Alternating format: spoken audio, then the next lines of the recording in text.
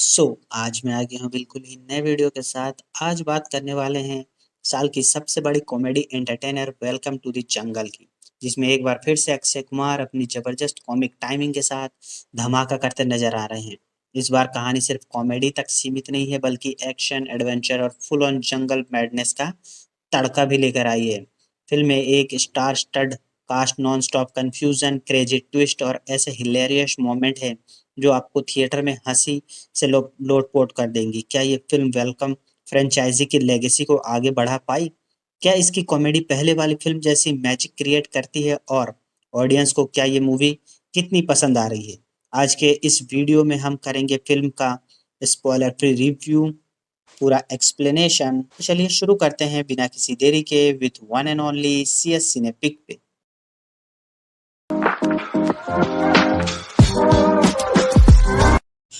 कहानी की शुरुआत होती है। हम देखते हैं एक ऐसा बिजनेसमैन जो बहुत परेशानी में होता है, क्योंकि उसे पता चलता है कि जल्दी सरकार बदलने वाली है। अगर ऐसा हुआ तो वो जो है वो सालों से टैक्स का घोटाला कर रहा है, वो सबके सामने आ जाएगा। वो तुरंत अपनी बेटी जेनी और अपनी टीम को बुलाता है मीटिंग में। बैठकर उन सब से आइडिया मांगता है कि कोई ऐसा रास्ता मिल जाए कि कंपनी को भारी नुकसान दिखाया जा सके। सभी अजीबोगरीब आइडिया देने लगते हैं और जेनी तो आइडिया देती है कि वो पेट्रोल पंप को 10 मंजिल ऊपर से जाकर खोल दे, जिससे कि कोई कस्टमर आएगा नहीं और कंपनी को घाटे में दिखाना आसान हो जाएगा। लेकिन उसके पिता को ये आइडिया पसंद नहीं आता। लेकिन तभी उनका सेक्रेटरी दुबे एक अलग ही प्लान देता है। वो कहता है कि अगर वो एक फ्लॉप फ़िल्म बना दें, तो लोगों को लगेगा कि वो फ़िल्म फ्लॉप हो गई और सारे पैसे उसी में खर्च हो गए। ये बात उन्हें काफ़ी ज़्यादा पसंद आती है। वो तुरंत दुबे को किसी डायरेक्टर की तलाश करने को कहते हैं। दुबे की तलाश करने के बाद उसकी मुलाकात 2 डायरेक्टर से होती है जो कि काफ़ी ज़्यादा अपनी ज़िंदगी में परेशान थे। उनमें से एक का नाम होता है देव और दूसरे का नाम दास। दुबे तुरंत उसे उठाकर अपने मालिक से मिलवाते हैं, जहाँ जेनी फ़िल्म का बजट सुनकर सभी को चौंका देती है। बताती है कि उनकी फ़िल्म का पूरा बजट 2000 करोड़ है। ये सुनकर देव और दास के होश उड़ जाते हैं। इतनी बड़ी रकम देखकर वो दोनों फ़िल्म बनाने के लिए हामी भर देते हैं। लेकिन सबसे बड़ी चुनौती ये थी कि फ़िल्म के लिए हीरो कौन रहेगा?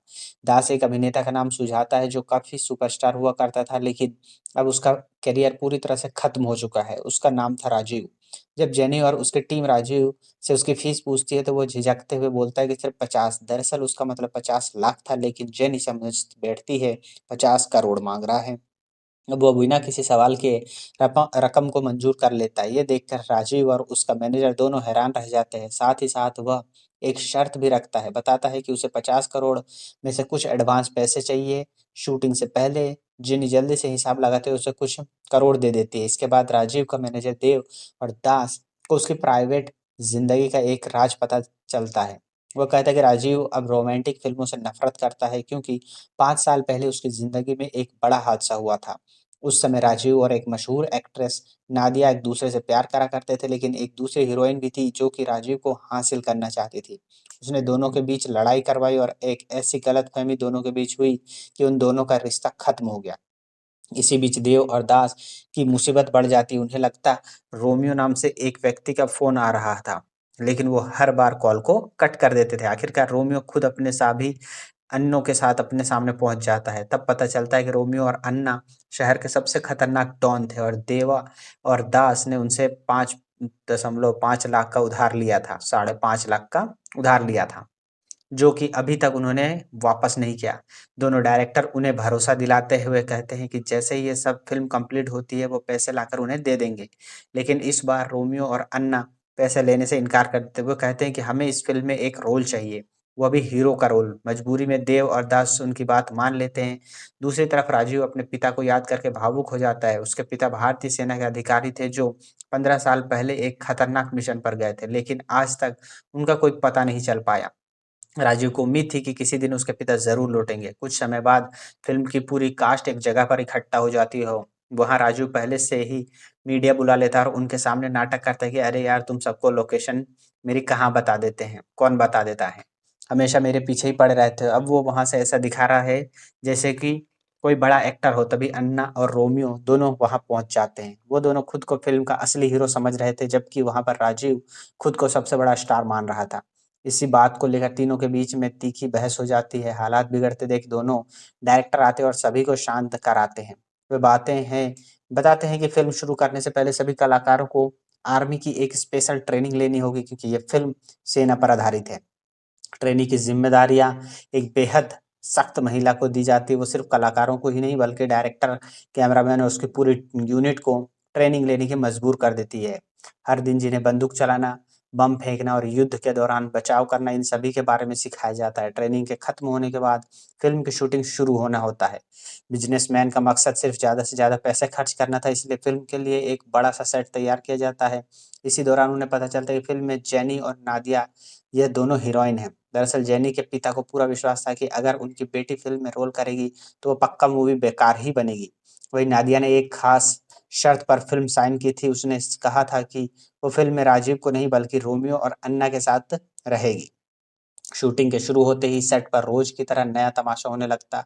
राजीव, रोमियो और अन्ना हर समय लड़ा करते, सबको ज़्यादा स्क्रीन टाइम किसे मिलेगा और असली हीरो कौन है? इसी के बीच इन सभी के बीच में बहस होती रहती है। इसी बीच राजीव के किरदार की मौत दिखाई जानी थी और देव और दास नादिया को तुरंत समझाते कि जैसे ही राजीव का किरदार मर जाए, उसे तुरंत अन्ना को गले लगा लेना है। लेकिन जैसे ही राजीव को पता चलता है कि वो क्लाइमेक्स में उसके किरदार की मौत दिखाई जाएगी, इसे साफ मना कर देता है। उसका कहना था कि वो किसी भी हालत में स्क्रीन पर मरने वाला नहीं है। शूटिंग शुरू होते ही और स्क्रिप्ट के मुताबिक उस पर गोलियों की बारिश होती है, लेकिन हर बार मरने की बजाय वो उठकर फिर फायरिंग करने लगता है। यह कौन-सी सेंस होती है? ये सब देखकर अन्ना का पारा चढ़ जाता है, वो भी गुस्से में आकर फायरिंग करने लगता है, लेकिन राजू फिर भी मारने का नाम नहीं लेता। देखते ही देखते सेट पर बहस शुरू हो जाती है, पूरा सीन इधर का उधर हो जाता है, सभी एक-दूसरे के ऊपर दोष लगाने लगते हैं। असल में यह क्लाइमेक्स का आखिरी सीन होना था, इसलिए शूट खत्म होते ही पूरे सेट को धमाके से उड़ाने की तैयारी की गई थी।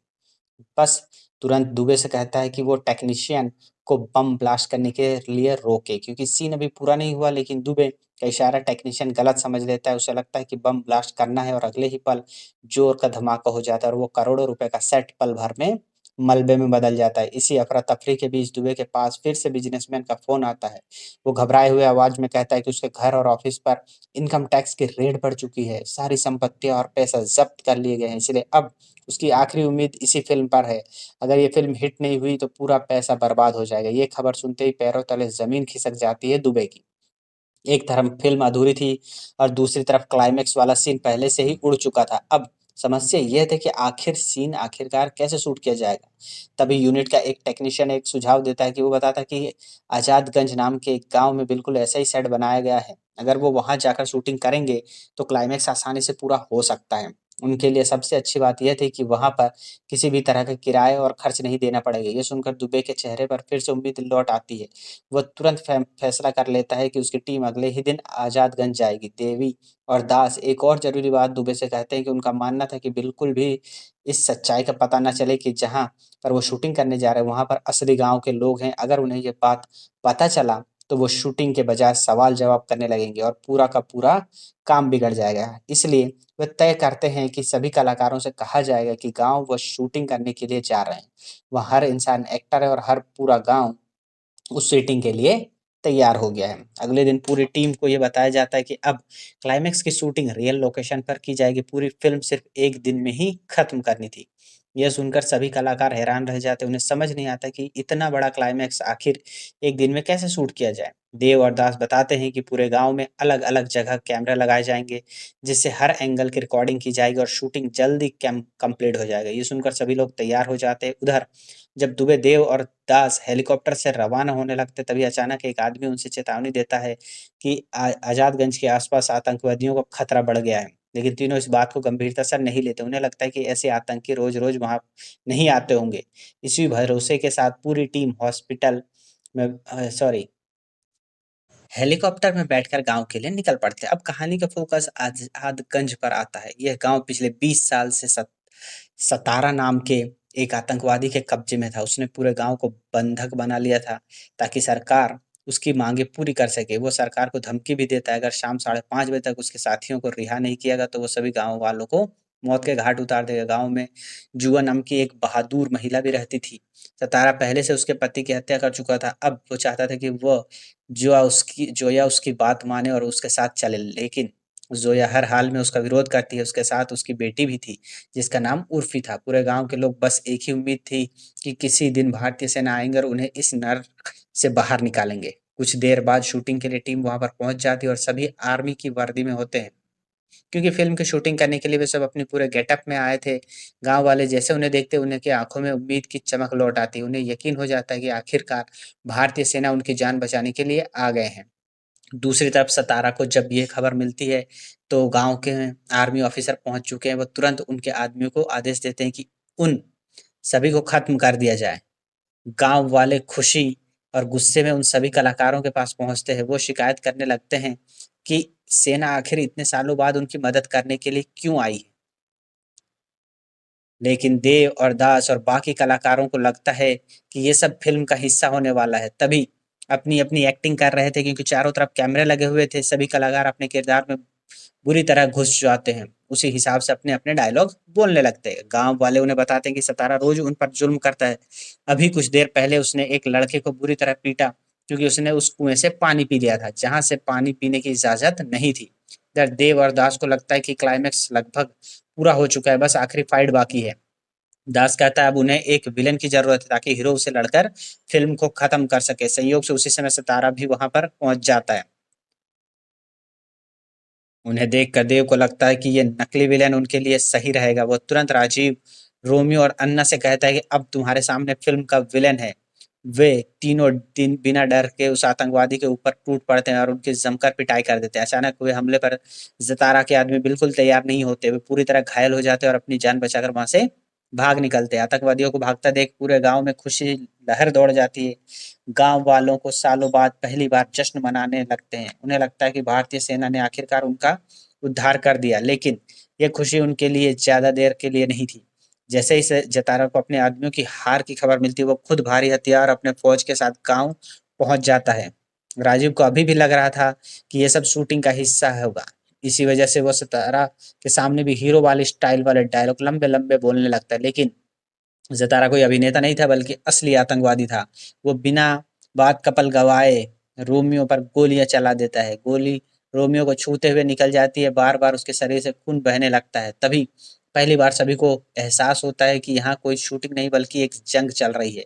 रोमियो को शरीर से लगातार सचमुच का खून बाहर देखकर सभी के होश उड़ जाते हैं। तभी उसे समझ आता है कि सितारा एक हाथ जो हथियार है, वो कोई नकली गन नहीं है बल्कि असली गन है।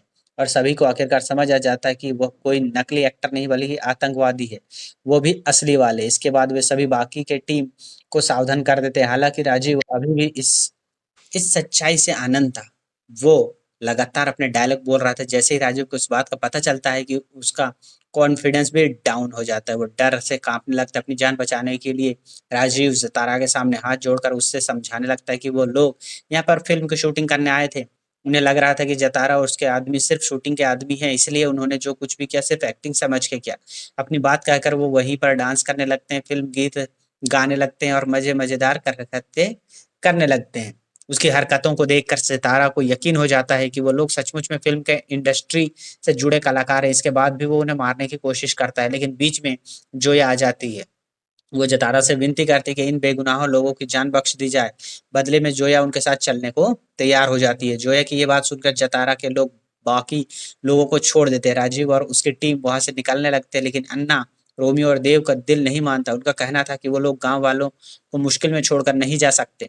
दूसरी तरफ राजीव उसे समझाता है कि अगर वे रुके, तो सभी लोग मारे जाएँगे। इसके बावजूद अन्ना, रोमियो और उसके कुछ साथी गाँव में रुकने का फैसला कर लेते हैं। तभी ज़ोया राजीव के पास आती है और उससे एक आखिरी गुंजाइश करती है कि शायद वो अपनी किस्मत का समझौता कर लेगी, लेकिन उसकी छोटी-सी बेटी उर्फ़ी उसे यहाँ से निकाल कर ले जाना होगा। राजीव उसकी बात मान जाता है और उर्फ़ी को अपने साथ ले जाने लगता है। माँ से अलग होते हुए उर्फ़ी फूट-फूट कर रोने लगती है। तभी पता चलता है कि कई साल पहले जब जतारा ने पिता की हत्या की थी, उस सदमे की वज़ह से उसकी आवाज़ चली गई थी। लेकिन आज जब वो अपनी माँ से बिछड़ रही होती है, तो अचानक उसकी आवाज़ लौट आती है और अपनी माँ और ज़ोर-ज़ोर से पुकारने लगती है, लेकिन अफ़सोस जोया अब वहाँ से चली गई थी, उसके कानों तक ये आवाज़ नहीं पहुँचती। उधर गाँव में अन्ना, रोमियो और देव उसके बाकी के साथी को रोकने की कोशिश कर रहे थे, आतंकवादियों का मुकाबला करने लगते हैं। वे गाँव वालों को बचाने की कोशिश करते हैं, लेकिन आखिरकार ज़तारा के आदमी उन्हें पकड़ लेते हैं। जब ये खबर राजू तक पहुँचती है, तो उसे अपनी गलती का एहसास होता है। उसे समझ आता है कि सिर्फ़ अपनी जान बचाकर भागना इंसानियत नहीं, ये सोचकर वो गाँव वापस लौटता है और अपने साथियों के साथ मिलकर आतंकवादियों पर हमला बोल देता है। इसके बाद दोनों गुंडों के बीच ज़बरदस्त लड़ाई होती है। ज़तारा को जैसे ही पता चलता है उसके लोग हमला झेल रहे हैं तो वो बेहद गुस्से में बंदूक लेकर वहाँ पर निकल पड़ता है। इधर राजीव और उसकी टीम के पास लड़ने के लिए हथियार नहीं थे, तभी गाँव के ऐसे 2 लोग जो ज़तारा के लिए काम किया करते थे, वो उस ज़तारा के खुफिया अड्डे के बारे में बता देते हैं, जहाँ पर ऐसे ढेर सारे हथियार छिपा रखे थे। सभी लोग तुरंत वहाँ पहुँचते, वहाँ पर ढेर सारे खतरनाक हथियार रखे हुए देख सभी एक-एक करके एक हथियार उठाने लगते हैं। तभी गोदाम के नीचे एक तहखाने में आवाज़ सुनाई देती है। जब दरवाज़ा खोलते तो अंदर भारत के 3 सैनिक को कैद करके रखा गया था। वे बताते हैं कि जितारा ने पहले 15 सालों से यही बंद करके रखा है। उन्हें अधिकारियों में से एक राजीव के पिता भी होते हैं। अपने पिता को ज़िंदा देखकर राजीव बहुत खुश हो जाता है, लेकिन उसे जानकर गहरा सदमा लगता है कि उसके पिता की जीभ काट दी गई है। अब इसी वजह से ठीक से बोल नहीं पा रहे थे। राजीव के पिता तुरंत वॉकी-टॉकी के ज़रिए भारतीय सेना से संपर्क करते उन्हें बताते हैं कि वह गाँव को लेकर 20 मिनट के अंदर सीमा तक पहुँच जाएँ। जैसे ही गाँव के लोग सभी लोग यहाँ से निकल जाएँगे, ऊपर से एयर स्ट्राइक कर दिया जाएगा ताकि जतारा और उसके सारे आतंकी को एक साथ ही खत्म कर सके। तुरंत ही बॉर्डर खोलने की तैयारी कर दी जाती है। इसके बाद राजीव अपने पिता और बाकी के साथियों और गाँव वालों को लेकर बॉर्डर के बाहर निकल जाता है। इस बीच राजीव के पिता अपनी उम्र की परवाह किए बिना उन सभी आतंकवादियों का सामना करते हैं। तभी खुलासा होता है कि अभी तक ये गाँव पीओके के इलाके में फँसा हुआ था, लेकिन सुरक्षित पहुँचने के बाद ज़ोया अपनी बेटी उर्फ़ी को ढूँढते हुए वो कोई कहीं दिखाई नहीं देती थी। दूसरी तरफ राजीव को एहसास होता है कि उनके पिता उनके साथ नहीं है। तभी पता चलता है कि ज़तारा उर्फ़ी को दोबारा पकड़ चुका था और राजीव के पिता उसे बचाने के लिए उसके पीछे गए थे। इसी पीछे लड़ाकू विमान ने उड़ान भर दी थी और कुछ ही मिनट पर हवाई हमला भी होने वाला था। राजीव और जोया वापस जाना चाहते थे, लेकिन सेना और गाँव वालों ने उन्हें रोक दिया। उधर जतारा और राजीव के पिता के बीच आखिर मुकाबला होता है। लड़ाई के दौरान राजीव के पिता उर्फ़ी को वहाँ से भाग जाने को कहते हैं। उर्फ़ी किसी तरह वहाँ से निकल भागती है क्योंकि जतारा, शिवा अकेले भिड़ जाते हैं।